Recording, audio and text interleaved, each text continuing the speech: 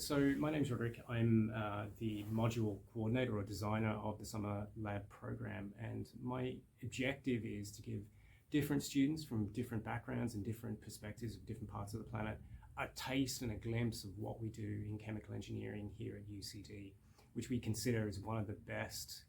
chemical engineering schools, not only in Ireland itself, but also globally. So what we're trying to do in the School of Chemical Engineering is develop a summer-based lab program that helps link theoretical aspects of a chemical engineer's job, life aspects, and education to a practical aspect that will actually deliver a more accredited and sensible approach for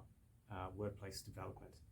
So the actual program itself would be targeting specifically second and third year students who are looking to get more of a hands-on experience that they wouldn't at their normal institution, or even if it added value to what they think would be a diversification in their skill set for prospective jobs, or whether they want to go into postgraduate programs such as PhDs, or more even want to get a flavor of what specific unit operations laboratories are like and they haven't had the opportunity to experience them yet. So there's three major components to the summer lab program. The first is social aspects, where we get to introduce students who come across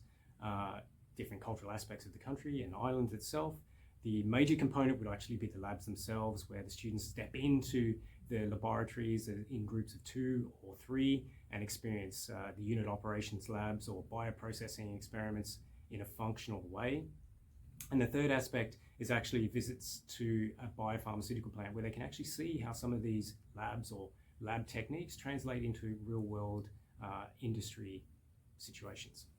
What we hope the students take away from our program is significant learnings around unit operations, how they function, how we tie it into theoretical aspects, how this actually functions as part of sustainability aspects,